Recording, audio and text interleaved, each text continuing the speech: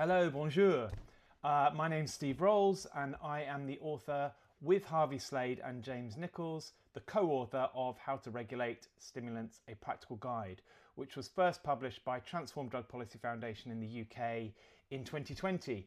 I'm pleased to say it's subsequently been translated into Spanish and republished in Colombia and Mexico, and more recently translated into Portuguese and republished in Brazil. And so we're particularly pleased and excited to see it being translated into French to inform the debate in Switzerland, but hopefully also in France and the rest of the French-speaking world. In terms of the thinking behind this book, it really does stem back to the overarching failure of the prohibitionist model and the so-called war on drugs, which has demonstrably failed to deliver on its own goals. The goals to deter use and to restrict availability of drugs have demonstrably not happened. Drugs are cheaper, they're purer, and they're more available than they have ever been during the 100 years or so of prohibition. More people are using drugs globally than ever before.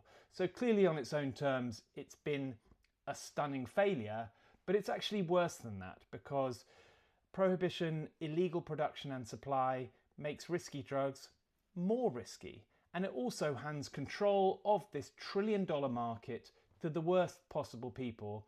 In other words, criminal entrepreneurs, cartels, gangsters and unregulated street dealers. But whilst there is a growing consensus that the war on drugs has failed, what we need to make progress happen is a coherent vision of what the world after the war on drugs would actually look like. Something that different political constituencies, different demographics, different communities can see, they can think about, and that is credible and viable as a vision of the future for them. Now, we've seen incredible progress in recent decades with drug law reform in terms of harm reduction and decriminalisation, and more recently with cannabis legalisation and regulation.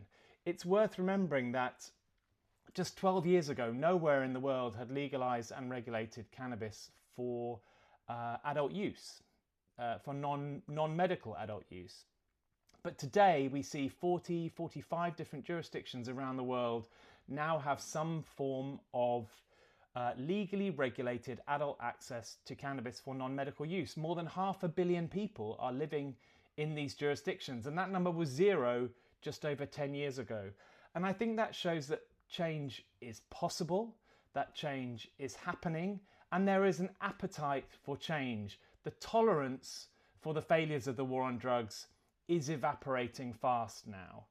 But it did feel like there was a big gap in the debate when it came to stimulants. On the one end of the spectrum, we had the cannabis reforms. At the sort of lower risk end of the spectrum, cannabis obviously is risky, but it's noticeably less risky than many other illegal drugs. And at the other end of the spectrum, we had some really important reforms, many of them led by Switzerland, around how to deal with problematic opioid use.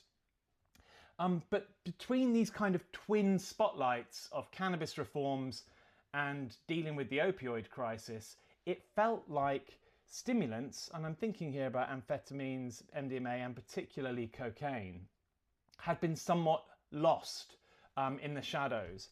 And we felt there was a gap that needed to be addressed because the public health burden associated with stimulants is clearly growing, as is the harms associated with the illegal market for these drugs. These problems are getting worse and not better.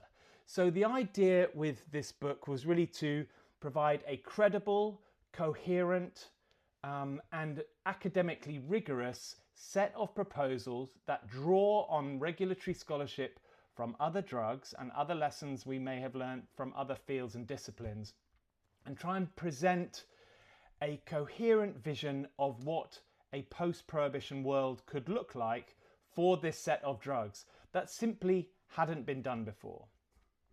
And we are really pleased with the result. I'd like to thank all the contributors and authors, and I'd like to thank again so much Romain personally, of course, but also the whole GRE team and all the other organisations who've been involved in this project. And I'd very much like to thank Madame Dreyfus as well for contributing the forward and for all the amazing work that she's done over the years with the Global Commission on Drugs and of course as a Premier of Switzerland.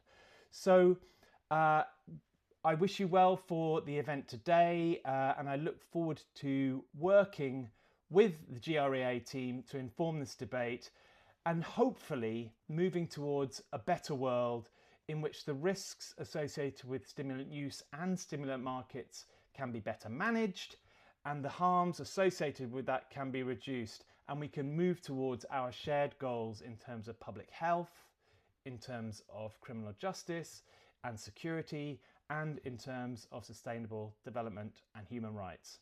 Thank you very much.